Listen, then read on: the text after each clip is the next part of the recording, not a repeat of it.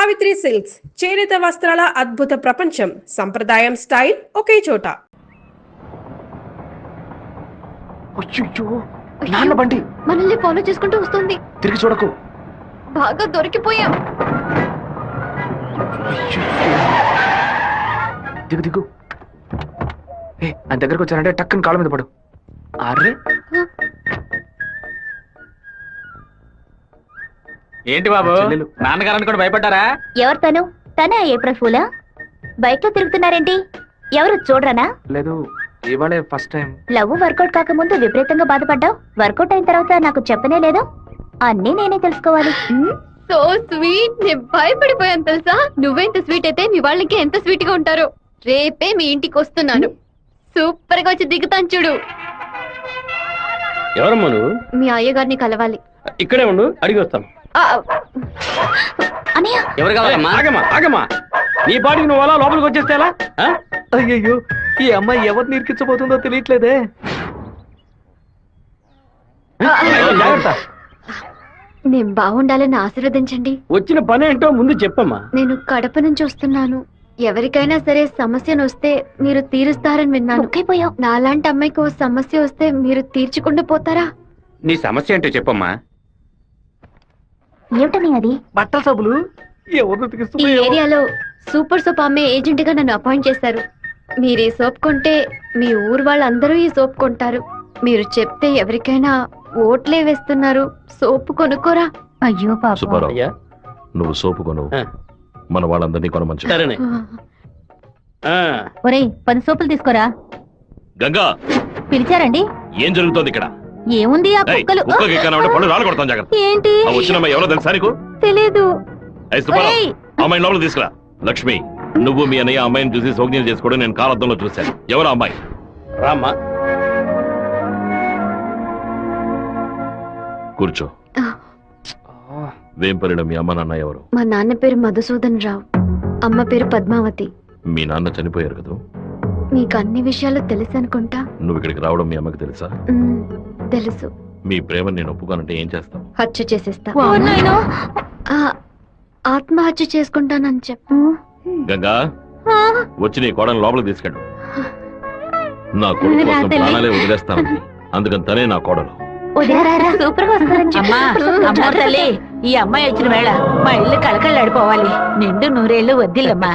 ఇవి మా అత్తగారిచ్చిన గాజులు. ఇక మెదిటివి నువ్వే వేసుకోవాలి. చేయి చూపించా. అన్నా, బెజవాడలో రైస్ మిల్ ఓనర్స్ అందరూ కలిసి ఒక సభను ఏర్పాటు చేశారట. వీరభద్రమే చీఫ్ గెస్ట్ అట. తమ్ముడు, నువ్వు కొంచెం బయటకు పో. బయటికి పోరా.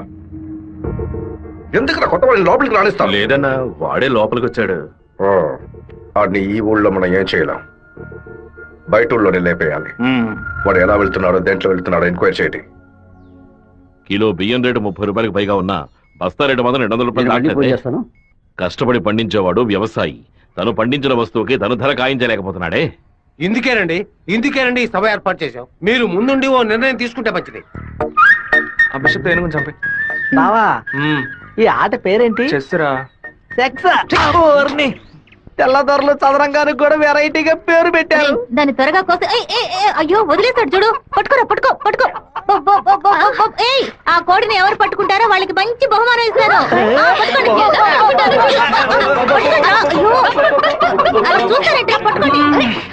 ఏ పారం కొడి, ఏంటి నాటుకోవడం జరుగుతున్నావా?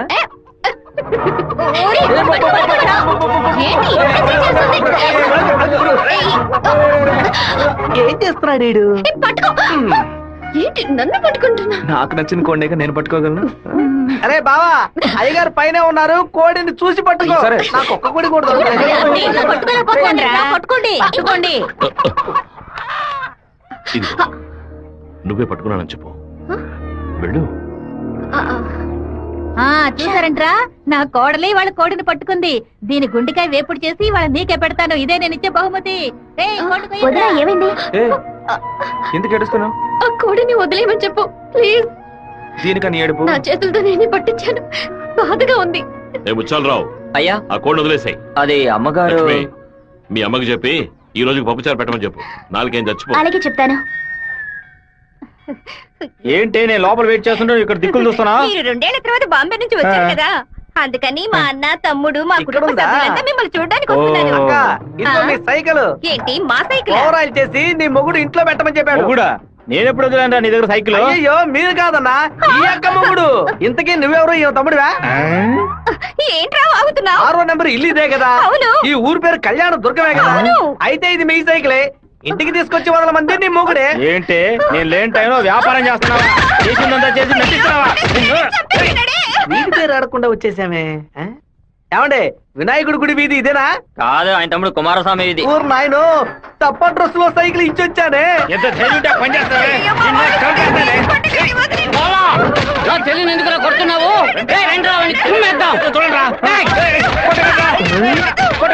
అయ్యయ్యో బంధువులు పక్కన దొరుకుతారా? మనోళ్ళందరూ కొడుతున్నారా? వస్తున్నారు. త్వరగా రండిరా, త్వరగా రండి.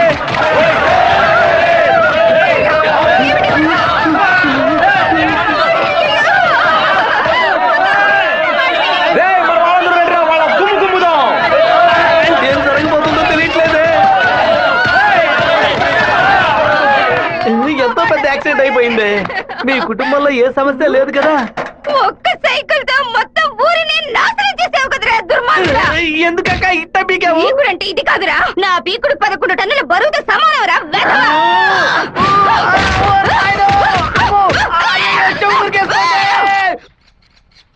వాడిని మన జిల్లాలో లేపేయకూడదు. కడప దగ్గర ఓ లారీని ఏర్పాటు చేయండి. వాడు వేస్తున్న బండిని గుద్ది ముక్కలు ముక్కలు చేయండి.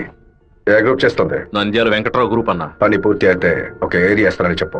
సంపాదించుకోవాలి. అలాగేనా? చెప్పయ్యా. విషయం ఏమిటో తెలియదు, ఇక్కడ చాలా హడావుడిగా ఉంది. అయ్యగారు బెదవాడ వెళ్ళటం వీడికి తెలిసింది అనుకుంటాను. నాన్న వెళ్ళే తీరాలా? క్యాన్సిల్ చేయలేవా? ఇన్విటేషన్ లో చీఫ్ గెస్ట్ గా నాన్న పేరు వేశారు, ఖచ్చితంగా వెళ్ళే తీరాలి. ఏంటి విషయం?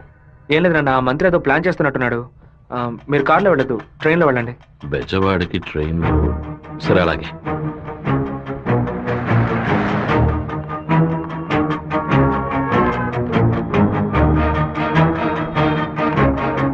హలో మినిస్టర్ గారు ఇలా అవును. మీరు అనుకున్నట్టు వీరభద్రం కారులో వెళ్ళట్లేదు, ట్రైన్ లో వెళ్తున్నాడు. ఏయ్, నువ్వెవరో చెప్పావు?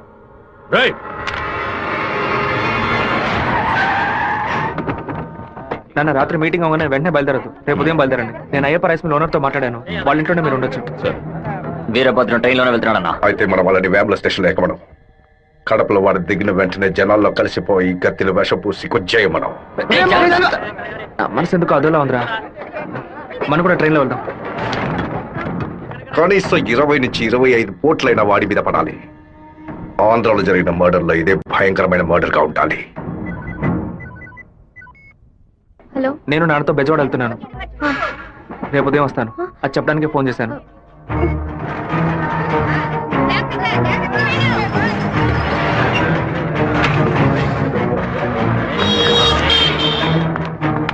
చెప్పమ్మా. వీరభద్రం ట్రైన్ లో వెళ్ళట్లేదు, కారులోనే వెళ్తున్నాడు. ఎవరు నేను అబద్ధం చెప్పాను. ఎక్కడి నుంచి మాట్లాడుతున్నావు చెప్పు. Hello hello hello. రే శివ, వాళ్ళు రాజశేఖర మనుషులు రా. ఎక్కండి రా. నువ్వు వెళ్ళి వాళ్ళు ఏ కోచ్లో ఎక్కుతున్నారో చూడు. నాన్న ట్రైన్ లో వెళ్తున్న విషయం వాళ్ళకెలా తెలిసింది? నువ్వు వెళ్ళి చివరి కోచ్ ముందు కోచ్లో ఉండు. ఇటువైపు ఎవరు వచ్చినా నాకు వెంటనే అలాగే ఆ వీరభద్ర ఏ కోచ్లో ఉన్నాడో వెళ్ళి చూసిరా. వెళ్ళనా?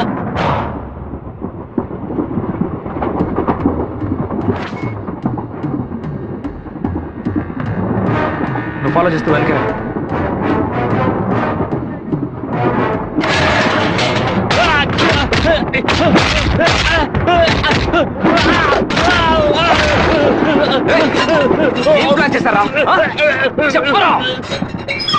కడప స్టేషన్ లో ఏదో ప్లాన్ చేసినట్టున్నారా? మీరు వెళ్ళి నాన్న కోచ్లోనే ఉండండి. రాజంపేట స్టేషన్ రాగానే నాన్న దిగమని చెప్పండి. ముద్దు కృష్ణ అంతా చెప్పి కారు పంపించమంటాను. అక్కడి నుంచి నాన్న కారులోనే వెళ్ళమని. రాలేదేట్రా? ఫోన్ చేయి. చెప్పు బాబు. మీరు పని చేసి పెట్టాలన్నా. నేనేం చేయాలి బాబు? వెంటనే 2 బళ్ళలో మనుషులు పంపించండి. కడప స్టేషన్ రాగానే జనంలో దూరి కత్తి తిప్పి పట్టుకుని మనం కొట్టే కొట్టుడికి శరీరంలో ప్రాణం మాత్రమే మిగలాలి. మిగతా పార్ట్స్ ఏమీ పని చేయకూడదు. అయ్యా నమస్కారం అయ్యా. కార్ రెడీగా ఉంది. మీరు ఈ బండిలో ఎక్కడి మేము ఆ బండిలో వస్తాం. ఏ బండిలో వెళ్తున్నాడు? కాలేజ్ అన్నా. మన ప్లాన్ ప్రకారం ఆ కార్ను గుద్దేసేయండి. సరేనా అన్న? ఫోన్ తీయట్లేదన్నా. సరే రండి వెళ్దాం. వాడు మధ్యలో దిగిపోయారా? ఏం దిగుతున్నారా? వచ్చే స్టేషన్ లో దిగి వెనక్కి రండి రా.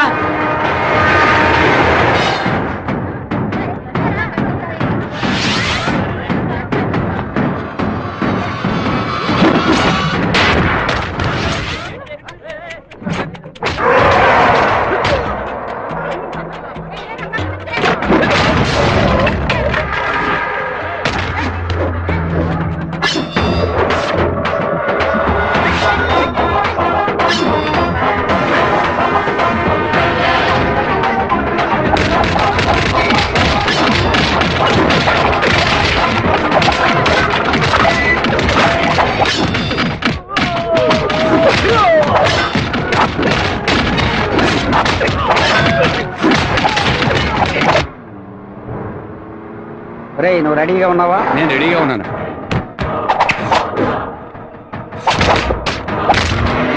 బండి హైవే మీదకి వచ్చింది, గుద్దు లేపాయి. సరే అన్న.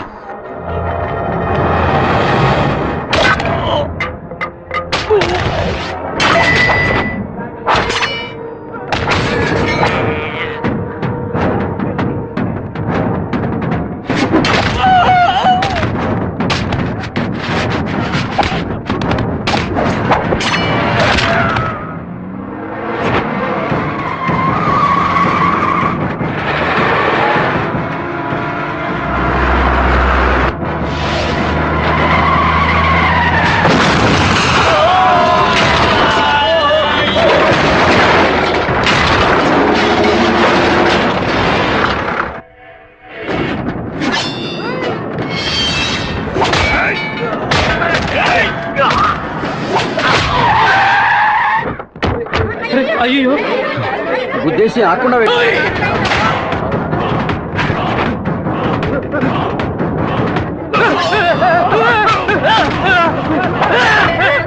నేను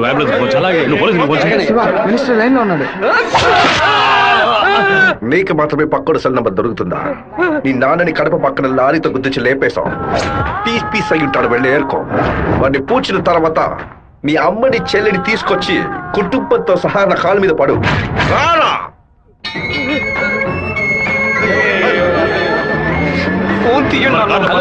చూడండి, తీసుకురండి.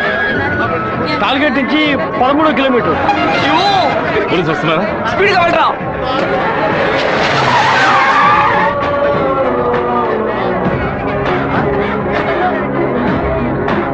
కొంచెం అటువైపు పట్టండి. నార్త్ ఇండియా నుంచి యాత్రకు వచ్చినట్టున్నారు. లారీ వాడు గుద్దేసిపోయాడు.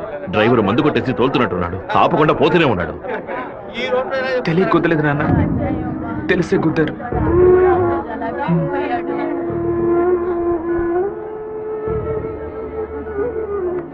నా పరువు తీసావా? అమ్మని చెల్లిని తీసుకొచ్చి నా కాళ్ళ మీద పడుని ఛాలెంజ్ చేశాను. ఇప్పుడు నా పెళ్ళాన్ని తెమ్మని చెప్తాడు వాడు. అది కాదన్నా, మెరూన్ కలర్ కాల్ ఇస్తున్నారు. నల్లని అమ్మాయిని చూసి వాళ్ళ పెళ్ళామని దూకేస్తాడా? ఒరే, ఫోన్ చేసిన అమ్మాయి వాడి శత్రువా లేదా మనని కన్ఫ్యూజ్ చేయడానికి వాడు చేసిన ఏర్పాట్రా.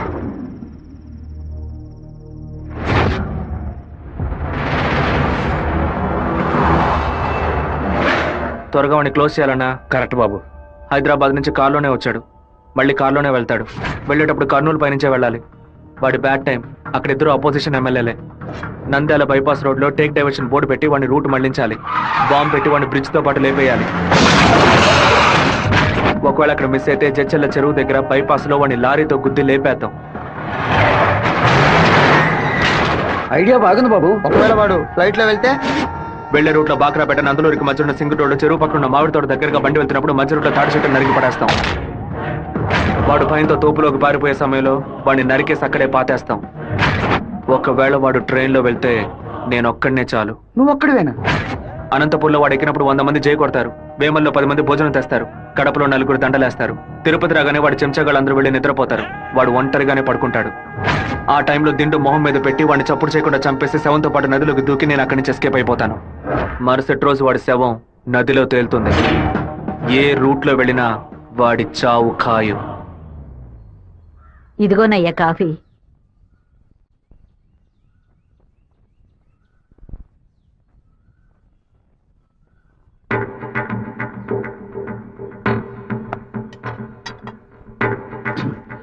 సుబ్బారావు, ఏమైందయ్యా? నేను 2 ముక్కలు తాగాను. కంగారు పడకు. రే సుందరం, బండి తీరా. ఎవరికి చెప్పకండి. ఇంట్లో వాళ్ళని ఏది తినొద్దు చెప్పు, అర్థమైందా? గుండె గబగబా కొట్టుకుంటుంది. ఈ కాఫీ డాక్టర్కి ఇచ్చి ఇందులో ఏం కలిపారో కనుక్కోమని చెప్పు. డాక్టర్, మా అయ్యగారిని ఎలాగైనా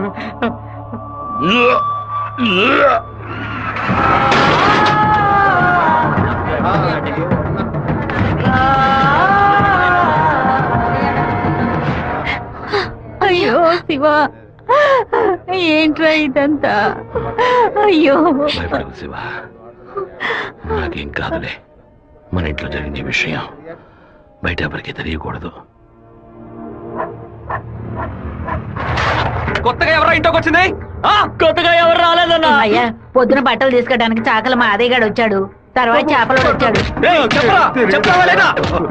చేపలు కడగడానికి ఇంట్లోకి వచ్చారు. నాకే పాపం తెలియదయ్యా. ఎవరింటికి వెళ్ళినా ఒక్కడ నీళ్లు కూడా మింగే ముందు ఆలోచించే గుట్టక వేస్తారే, ఇప్పుడు ఎలా? మన ఇంట్లో నీళ్ళని తాగడానికి ఆలోచిస్తే అది తప్పు కదా గంగా. శివ, కొంచెం లోపలికి వస్తావా? మాట్లాడాలి. పొద్దున అందరి గురించి నీతో చెప్పాను. రాధికమ్మ కూడా వచ్చి వెళ్ళింది. ఆ విషయం మాత్రం నీతో చెప్పలేదు. అయ్యగారి కాఫీ కలిపేటప్పుడు తను కూడా వంటింట్లో ఉంది బాబు. ఏమంటున్నావు?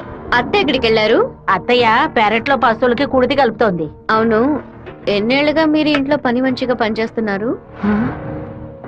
నేను ఇంట్లో పనిచేస్తున్నానన్న విషయం నువ్వు చెప్తేనే తల్లి నాకు గుర్తుకొచ్చింది. ఓ సరే, నేను అత్తయ్యతో మాట్లాడొస్తాను. పెరట్లోకి వెళ్తానని చెప్పిన అమ్మాయి అక్కడికి వెళ్ళలేదు, వాకిట్లోకి రాలేదు, తర్వాత కనిపించలేదు.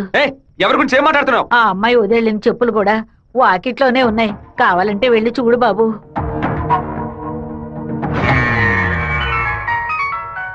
బాబు, చిన్న విషయం. అయ్యగారు ట్రైన్లో వెళ్ళే విషయాన్ని ఒక అమ్మాయి ఫోన్ చేసి చెప్పిందని ఇక్కడ ఉన్నవాళ్ళు అనుకుంటున్నారు.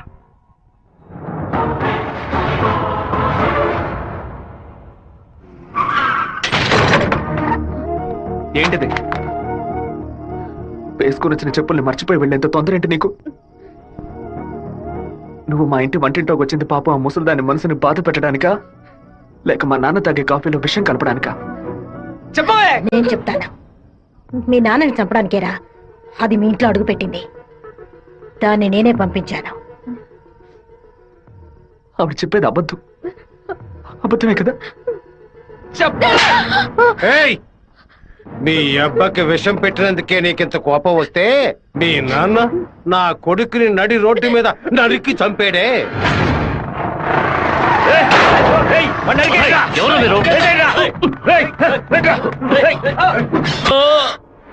వాణ్ణి చంపి పారేయాలని ఆ రోజే నేను పగబట్టాను. కానీ మీ నాన్న పలుకుబడి అంతస్తు నన్ను ఆ పని చేయనీలేదు. ఒకరోజు నువ్వు మా అమ్మాయితో మాట్లాడుతూ నేను చూశాను. ఆ రోజే నిర్ణయించుకున్నాను, వాణ్ణి చంపడానికి ఇదే సరైన మార్గమని. పుట్టింది ఆడపిల్ల గనక దీని చేతికి విషం ఇచ్చి పంపాను. అదే మగపిల్లాడు గనక పుట్టుంటే వాడి చేతికి కత్తిచ్చి పంపేదాన్ని. వాళ్ళ నాన్నగారి జ్ఞాపకం నా కూతురికి రాకూడదని 10 ఏళ్ళు దాన్ని ఇంటి నుంచి దూరంగా ఉంచాను. మా నాన్న నిజంగా హత్య చేసుంటారో లేదో నాకు తెలియదు. నీ పగ తీర్చుకోవడానికి నువ్వు ఇంకేం చెప్పానో మా ఇంట్లోకి వచ్చి ఉండొచ్చు. నా ప్రేమ తప్ప నీకు ఇంకేం దొరకలేదా? పత్తికుంటగానే పాతి పెట్టేశావు కదా.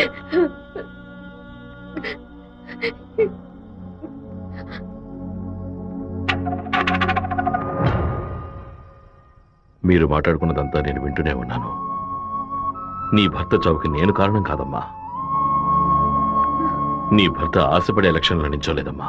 మన జాతి ఓట్లని విడదీయాలని రూలింగ్ పార్టీ వాళ్ళ దగ్గర 10 లక్షల రూపాయలు లంచంగా తీసుకున్నావే, నీకు సిగ్గులేదు? నేను డబ్బు తీసుకున్నట్టు మీకెవరు చెప్పారు? ఇంకా నిజాన్ని కప్పిపుచ్చాలని చూడకు. మర్యాదగా నామినేషన్ వాపస్ తీసుకో, లేదా నీ మొండెమే మిగులుతుంది. నువ్వు మాణిక్యాన్ని లేపాయి. ఏమన్నావు అన్నా? అప్పుడే ఆ నింద వీరభద్రం మీద పడుతుంది. ఓట్లు రూటు మారుతాయి. నేను ఈ హత్యని చెయ్యలేదని ఈ ఊరే నమ్ముతోంది. నువ్వు మాత్రం ఎందుకు నమ్మట్లేదు? నా కొడుకు నీ కూతుర్ని ప్రేమిస్తున్నానని తెలియగానే వెంటనే వచ్చి నీతో చెప్పాలనుకున్నాను. కానీ నీకు తెలిసే తన మా ఇంటికి వచ్చిందని చెప్పింది. అందుకనే నిజమంతా నీకు తెలుసనుకున్నానమ్మా. ఎవరో చెప్పిన మాట నమ్మి పాపం తన మనసులో ద్వేషాన్ని నాటి ఇప్పుడు ఇలా తలదించుకునేలా చేశావే. పెళ్లి చేసుకుని చల్లగా ఉండాల్సిన పిల్ల తన జీవితాన్ని నాశనం చేశావే.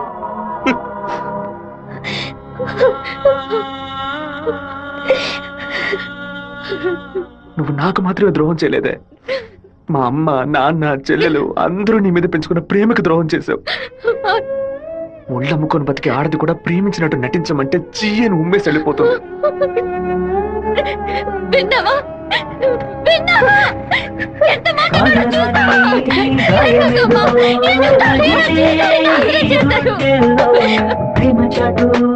జీవితన ఎగిసే ఆవేదనలో ప్రేమించిన నా గుండెలకి